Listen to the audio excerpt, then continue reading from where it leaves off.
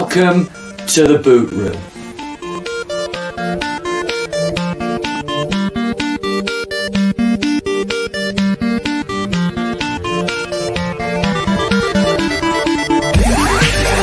Sporting Denver has a new section to the show.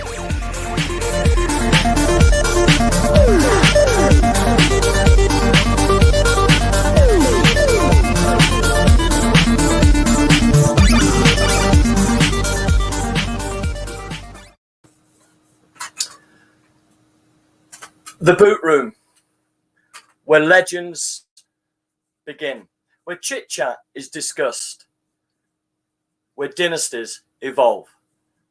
On today's show, we will be talking with the Colorado Rapids Developmental Academy player, Paige Foa. Paige, welcome to the boot room. Thank you. Hey, straight off the bat, can you tell me what boots you wear? Oh gosh, they're Nike Superflies. They're Have you bright yellow. Have you pretty much been a Nike person? Yeah, I wore Adidas for like 3 months and then they broke, so I went right back to Nike. Okay, and what number do you wear? What's your shirt number? 13, just like Alex Morgan. I was going to say, is there a reason for that? No, 13, Alex Morgan. Yeah, 13's always kind of been my number. It was the day I was born, and then she's who I've always watched growing up. Okay. Hey, what age did you start playing the game? How old were you? Okay, I started playing when I was 2 or 3, and then I played for the Littleton, the United Lollipops, until it got into like rec and everything like that. So very, very young. Was that a local club? Yeah.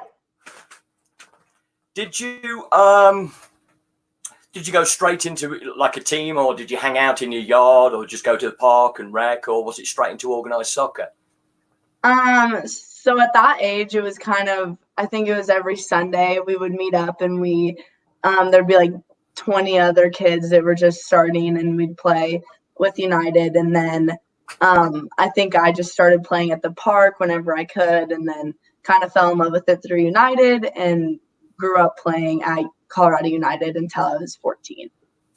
What involvements did your mom and dad have in those early days, those early stages of playing? Well, they signed me up and they drove me there, which was probably the most important part. But I don't know, we always had soccer balls laying around, and my sister, who's 3 years older than me, was playing rec at United at the time. So my parents would always kind of encourage us to go play, and we were always playing in the backyard and playing at the park. And then it obviously grew into something that is my favorite thing to do. Just playing in the backyard, did you break any windows? Not yet. No, still working on it. So you said your sister's like 3 years older than yourself.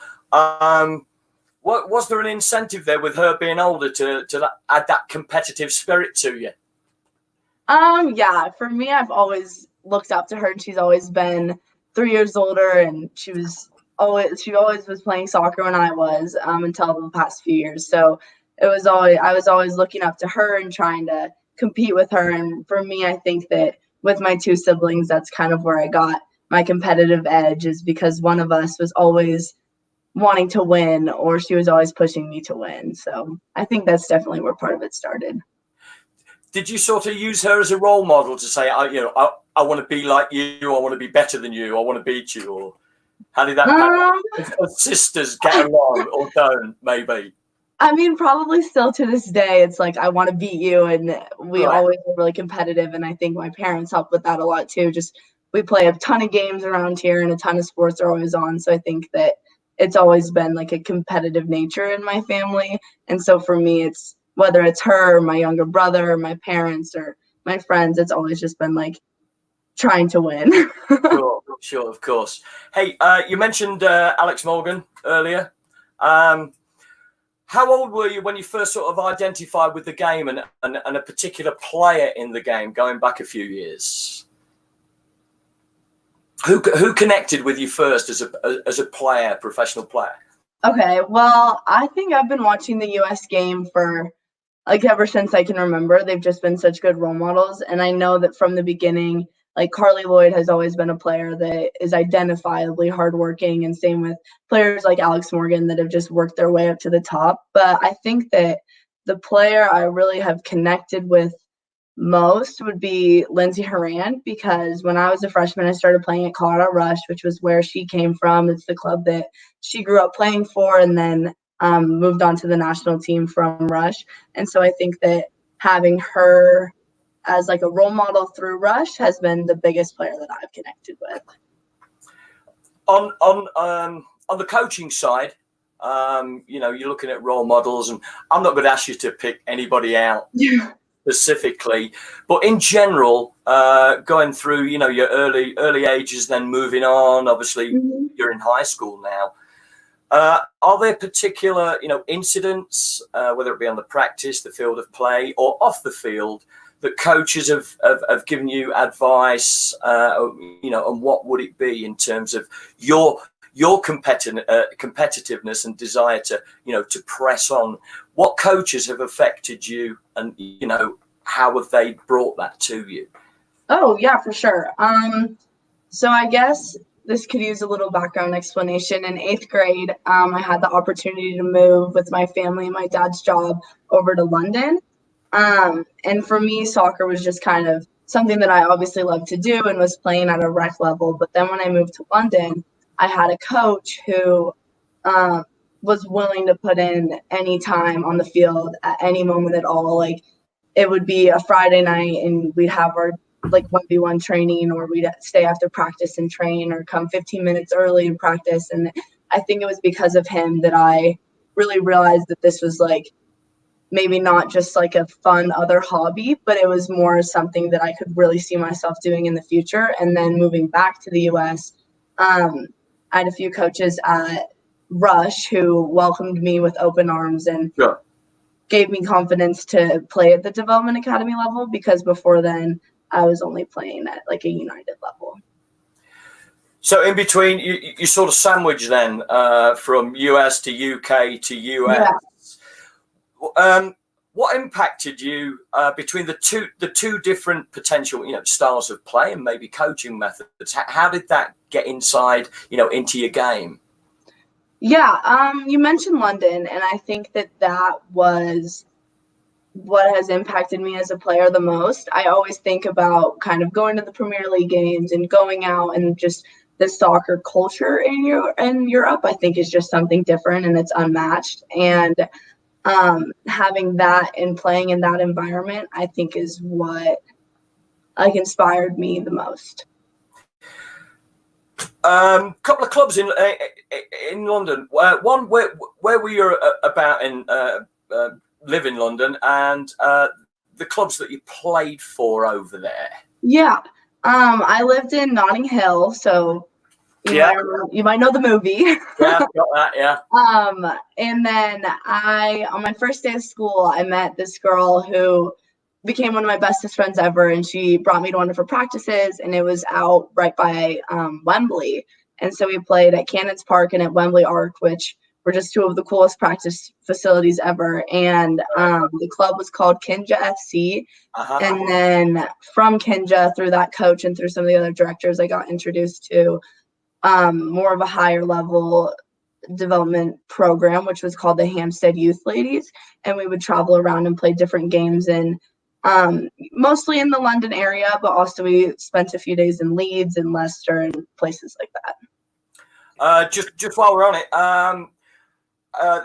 the UK it's debatable. It's not great for its cuisine, or some people do like it. So, what was the food like for you from the cultural aspect? Yeah, feel free to lambast me on that one, though. I mean, there was definitely hits and misses for sure.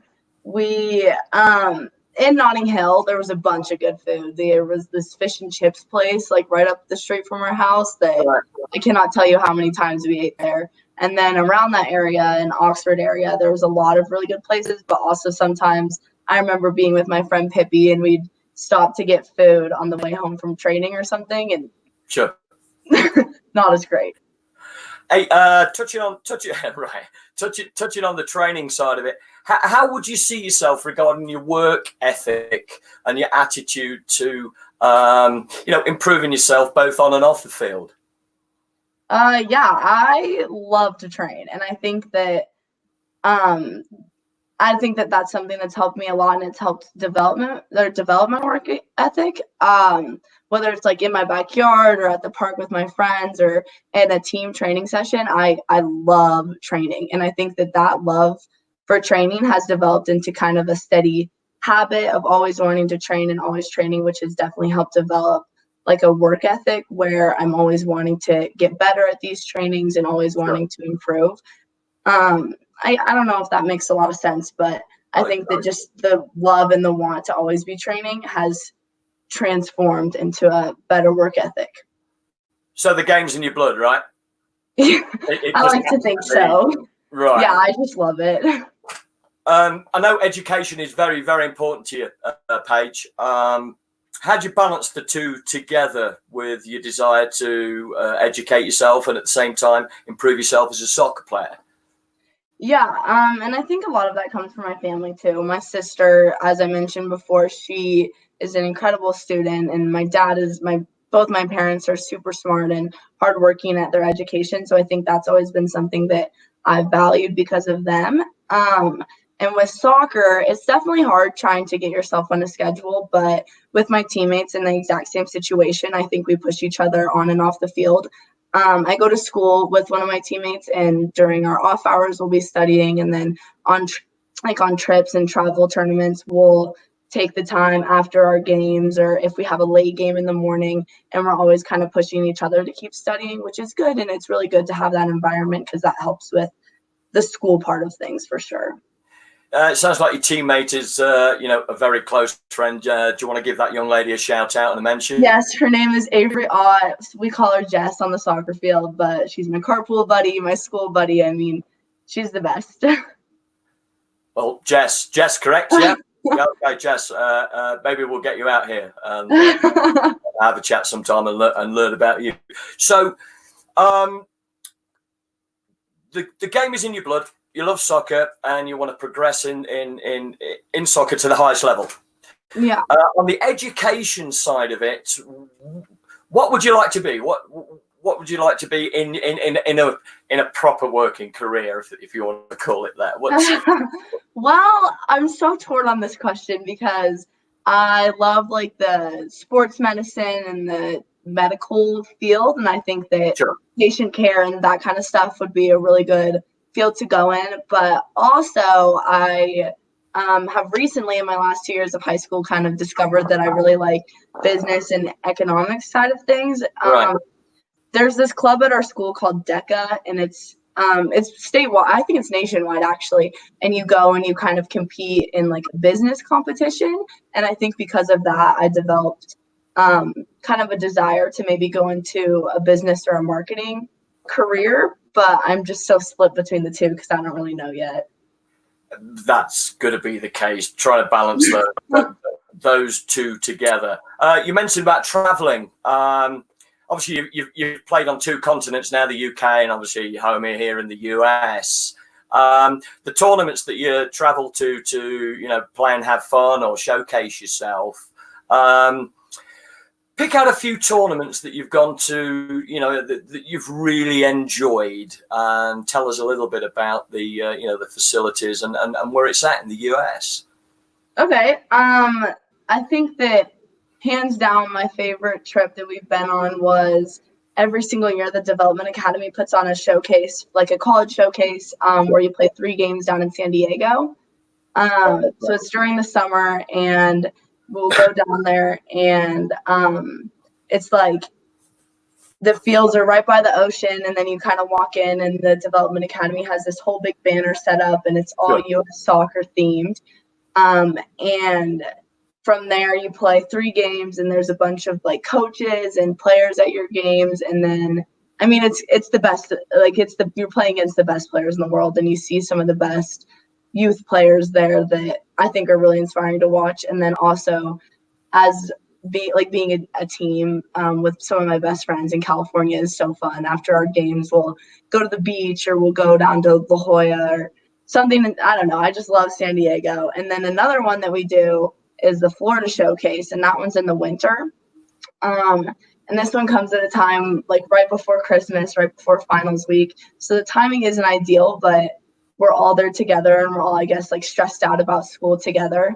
And I think that it's good because we focus, like we're there and we can kind of take a break from all that stress and we focus more on soccer. And it's fun to kind of escape from Colorado, definitely escape from the snow because it's in December. And then it's the same thing where it's all U.S. soccer sponsored, and we watched a friendly game. So this year was the U20 friendlies, and it's just these girls are top notch and just such good role models. So it's fun to be down there and to watch them and then to compete in that environment.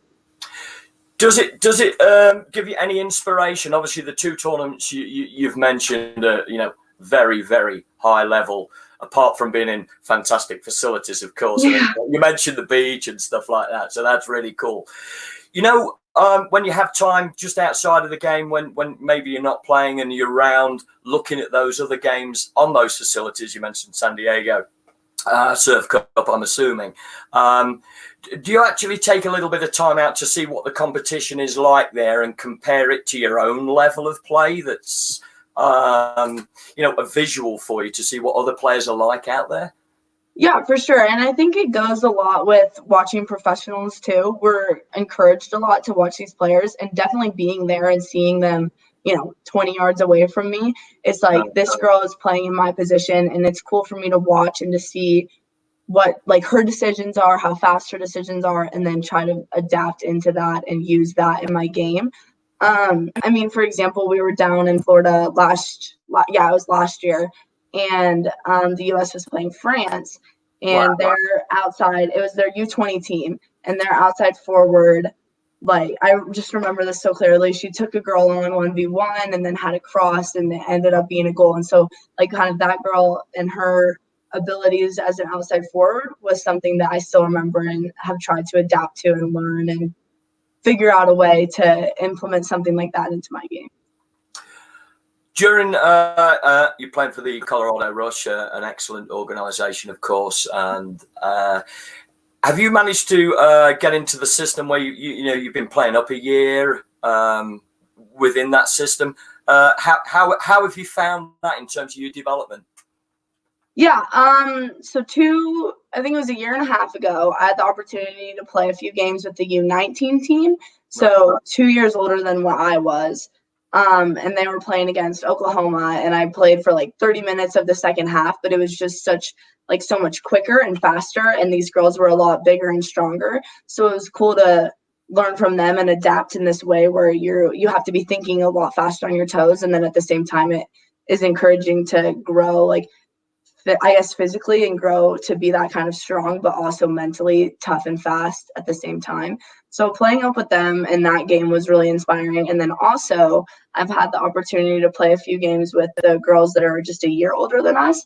And even the same thing, it's crazy how much, like, what a difference a year makes. Because some of the girls you're playing against are just a lot faster and it's a lot more one touch, which I think when you get used to playing in that environment and playing in such a high intensity, it helps. Like, it helped me individually a lot and bring that back to my own team, where obviously my own team they're quick and they're good and they're fast. And it's really cool to see how we can learn from the olders and bring that into our trainings.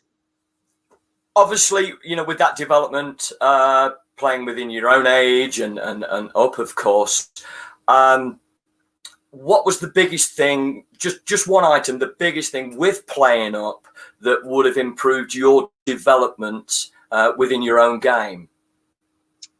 The speed, for sure. I think when you're playing with the older girls, or you're playing with, even sometimes when we get the opportunity to train with the boys that are older, it's just how fast they think and how fast they make decisions. It's a higher intensity, I think, and that has been really beneficial. So I've got to ask you this.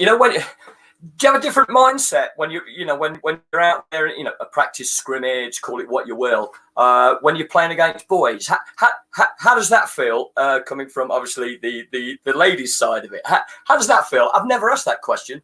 You definitely have to be always thinking. You have to, because you know that you're not gonna outrun them if they're 2 years older than you. You know you're not gonna beat them in like a 50-50 physical battle. So it's important to get yourself like a step ahead so that you don't find yourself in those physical or those races. So just thinking super fast and then putting yourself in the position where you have the ability to play two touch and move it around them instead of trying to get in a race or a battle, which I don't know, it's different and it's tough, but it's definitely a good way to learn.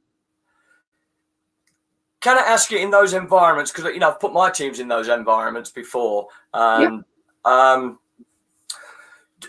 you obviously come up against the boys, the men, do you actually want them to say, hey, dude, go full pelt at me, don't treat me like a lady because I'm going to kick you anyway? How do you feel about that in terms of, come on, play for real, let's go? Oh yeah, I mean, I would never want to play against someone that's holding back, and Right. that's on the girls or the boys' side. So I think that for us, it's maybe we know that. I mean, for example, we had the Denver Cup just a few months ago, and we played against the Rush boys, and for us, it was like we know that you're like, I guess I don't think we accepted that they were going to beat us, but we knew that it was going to be a tough challenge. So we wanted them to step up and to play with that challenge. And we wanted, like, I think as a team, we wanted the challenge. And I think that we wouldn't have been as satisfied as we were if they had like played down or didn't go all the way out. So I think it's a hard question because obviously you don't want to be like getting tackled full on by these boys that are twice your size, but at the same time it's like you want to be playing at their level and you don't want to be playing down at all. Paige, how would you describe yourself as a player that you are now? Oh gosh. I think that for me, going from rec and then playing and having and like constantly moving up in different teams and different levels has made me a really hardworking player, because I think that I never had the technical abilities that some of the girls I was playing against with, so I would just try to outwork them. And I think now being at Rush, playing technical and playing two touch and building out of the back and a very like professional playing style is what we are taught and what we're learned to play with. And so I think now more than ever, I'm working really hard at improving technically, because I want that to be the player that I am, someone that is super technical and can always find themselves or can always like get themselves out of tough situations, and then a player that find themselves in better situations because of their kind of technical ability. But also as I grow at technical ability, I don't want to lose kind of the hardworking, the workhorse part of me, I think. So it's finding a way to get those two styles to be the most efficient, if that makes sense. So that's how I would describe myself. I don't know. It's definitely a work in progress. Right. To develop a well-rounded game for yourself. Yeah. Which position do you prefer to? I've seen you play in many and do that. I'll keep those to myself. I've seen you play in many positions, and I have an idea where I've seen you play, and I think you would be you're a very good player. You would excel at. Which position do you feel most comfortable in, and where you can actually give most back to the game and your team? Yeah, I love playing on the outside. So as an outside forward, or sometimes if we play four flat across the midfield, playing outside then. I like it here because in that position, because you are forced to be a part of the defense and the offense. And so once you win it back, you're kind of the technical part of the game shows where you're winning it back and then you're playing out of a tough situation. But then on the attack, I like having the space and the freedom to go 1v1 or to beat out a player and then to dribble and then either make a pass or have a shot. So I think kind of playing on the width has everything I look for. Right. So in your position, it doesn't have to be your favourite player. We'll go on to those in a second, Paige. In your position, your preferred playing position, give us a visual on a player, male or female, or both, that you would say, hey, I want to be that player. That's what I do. That's me. So it's a visual one. Yeah, on the U.S. national team, I think Tobin Heath or Megan Rapinoe, both of them are great examples of players that will help defensively and then grow something out of the attack. So Tobin and Megan, watch out, okay? We're going to go down that road. You got my vote there, Paige. Anyway, so touching on players that who are your favourite players, male, female? Who are your favourite players, Paige? As I mentioned before, I love watching Lindsey Horan play, and I think that she's definitely one of my favorites because of her history with Rush and the background that she had, just because it's so similar to kind of what we get, and it's a huge inspiration seeing as she came from our same club. And then on the men's side, I mean, gotta love watching Messi. He's just too good. And if there was a combination in world football, soccer, where it may happen at some stage where the boys can play with the girls on the same team as starting 11, balance it out. If Lindsay and Lionel could play on your favourite team that you've picked, what team would it be? Which team would it be? Being in London, we watched a lot of Tottenham, and I would love to see the Spurs go all the way. And with Lindsay and Messi, I think that'd be the dream team for me. So you're the coach of that, and both of those are in the team, right? So Tottenham's your team, right, Paige? Yeah. What was that? Well, it was just a tough season. Right. Okay. Yeah, they didn't do too hot the last year. No, but hey, that's football, swings and roundabouts. So hey, with the season being halted, incomplete, what have you been doing for yourself during that time? We were from the beginning. Our coach has said, this is not really you're not paused. You shouldn't stop. This is take every single day and make yourself better every single day. So I've been working at a lot of the things that I struggled with in the past 6 or 7 games. I think that it wasn't really my best performance because there was a lot of technical things that I needed to clean up, and then also just tactically being aware all the time. And so we have 2 meetings a week where we watch video and we can analyze things tactically just to help keep your mind, I guess, in soccer shape. And then every single morning, some kind of cardio or strength, and then obviously trying to get out onto the field and do passing and shooting and just keep that stuff up as much as I can is kind of how I've been taking it.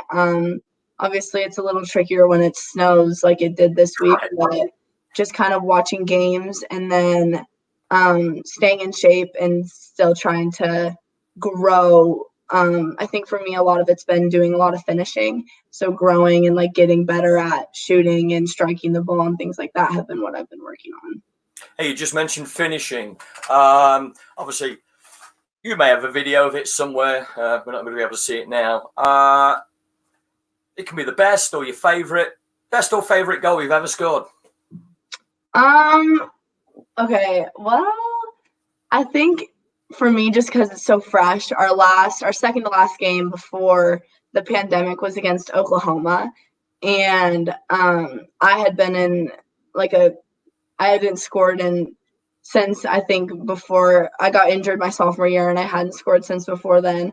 And so this game I was Oklahoma is a team that usually we beat, and so this game I wanted that breakout, and we played them, and it was a tough match we had possession, but we just couldn't get the ball in the back of the net for 80 minutes. And then at the 82nd minute, I had just a little tap in.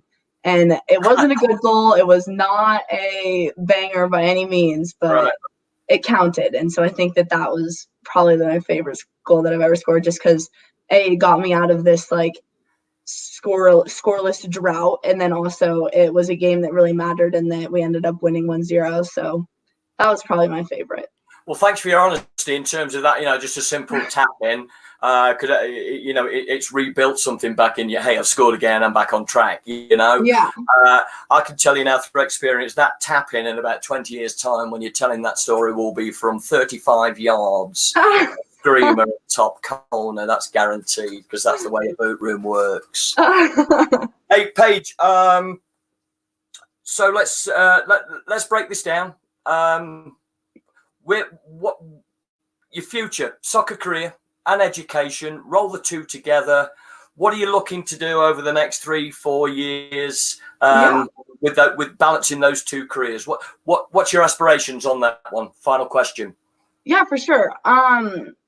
It's been my dream for the past years to play at a collegiate level, and I would love to play in the pros and to play in Europe. And so for me, I think right now I'm just working really hard and hoping to get scouted by a college coach that has a good soccer program, but also is academically fitting, because in the long run, I know that soccer isn't forever.